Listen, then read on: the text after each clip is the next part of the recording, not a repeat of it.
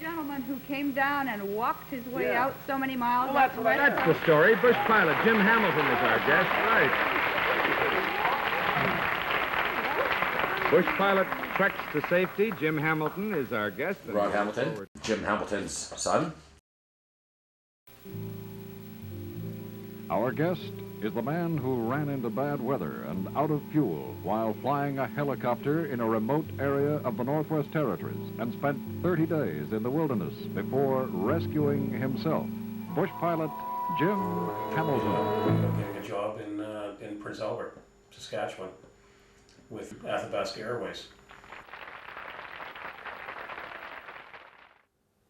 The weather turned, which, you know, September 30th, early October is, the weather's crazy. And I ran into bad weather, extremely strong winds, and he knew he was off course and not going to make it with his fuel, so he sat down, waited out the storm, flew a bit further, and then little or no fuel, he had to sit down again, park the helicopter. He sat for 2 or 3 days in the helicopter and realizing that nothing's happening, the weather's cold, he had to make a camp. He made a camp with what he had. You know, there was a cover for the helicopter, and you cover the engine to keep the wind and whatnot off. He made a tent with that, took apart part of the pontoon steel posts, whatever, that hold the pontoons on, and made a chimney with that, and set up a base camp, you know. And that's where he sat for over 25 days. Well, just living from day to day, and the fact that of my family being at home and the heartbreak that they were having, I just had to get out any way at all. He thought 40 to 45 miles away from it, from his recollection. When you fly up there, you fly with a compass. You're not using satellite and GPS and punching in a code and you know, your aircraft takes you there. You're flying, as he said, by the seat of your pants. You have a map, you have a compass. The map says there's a lake right here, it's shaped like this. You fly over, okay, that's that lake. You know you're on the right course. Because sometimes your compass doesn't always work right. When the further north you go, it's not as accurate. So, you know, that's how they flew, basically. After a summer of charter work for an exploration company at Baker Lake in the Northwest Territories, Jim Hamilton was flying an Athabasca Airways helicopter back to Prince Albert on September 30th when he ran into bad weather and made a forced landing. When no search party arrived for 25 days, he managed to get the chopper back into the air again and then ran out of fuel. On October 29th, the Bush pilot finally walked into the weather station at Enadai Lake and safety. Please welcome Bush pilot Jim Hamilton.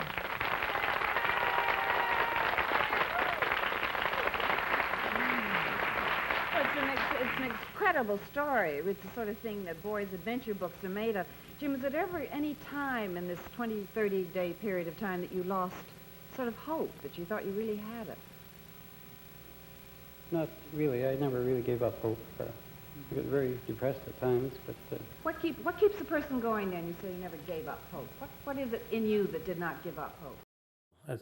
These guys are working in the north. They're tough characters, you know, and they're special breed is what they are, you know. And he did various talks at you know, like Boy Scouts and various schools and all that as to what happened and how to survive and whatnot. And then CBC had a show called Front Page Challenge. Did your wife give up hope? Did she think you were dead? Never. She never did? No. So your wife and family really knew you were going to arrive. That's right. What were the first words of the people when you walked into that, the shack there? What did they say to you when you walked in? Who were you, or? Well, the young fellow that came out to the ice, I lay down for a rest, and he thought it was his boss that had gone out on the ice, and he wondered why. So he come and I got up when I seen him coming, and he said, "What's the matter?" And then it didn't dawn on him that there is no one else up there but those four men, and it took him a little while to realize that there was a fifth one around. So when he realized who I was, they all but carried me into the station. And gave you some chicken noodle soup, I bet. 70, Baker Lake was just starting to happen as a uranium exploration. Everyone lived in these little trailers, and I do remember going into the one mess hall or cook shack or whatever, and you know, they go to the back and they cut a huge steak off a caribou or whatever was hanging in the back, and one plate was a steak like this, and the other plate was, you know, fries and vegetables, and you know, it was different, and you had to be a certain type of person to live in that environment. One further question from me, Jimmy Hamilton, and that is about people we've heard as game hogs coming into that area, scooping up all the fish they can possibly scoop up, violating the game laws, violating the fish laws, and then decamping with what they've got. Has that happened to you on any of your charters? No, not mine. Would you take such a person if he offered himself? I would probably take him, but I don't think that if the company knew this was happening, they wouldn't want to let that person use their aircraft, I'm quite sure. I would hope not. Betty? Jim, how many miles did you actually walk, and over what kind of terrain? Well, in miles, it's hard to say. It was about 23 miles in a straight line, but I had to walk around lakes and muskeg. When he first flew into the airport, Athabasca, bringing the helicopter back, like I say, he opened the door and looked out, and you could see the look on his face, like, you know, what's all this? He just wanted to go home. You know, wanted to go to the barber, actually, because he hadn't shaved in a month and whatnot. So he had to deal with the media and deal with the Air Force and talk to them and as to what happened. Everything was detailed. You know, it's actually, this here is the report from the search and rescue, you know, Air Force and that. So yeah, and once he settled in, you know, there was a couple of parties, you know, a lot of guys he flew with and knew from you know, from the area. There was one night, I think the first night there was a bunch of guys over, and it was actually pretty hilarious, you know. My grandmother was there at the time too, and she couldn't stop laughing.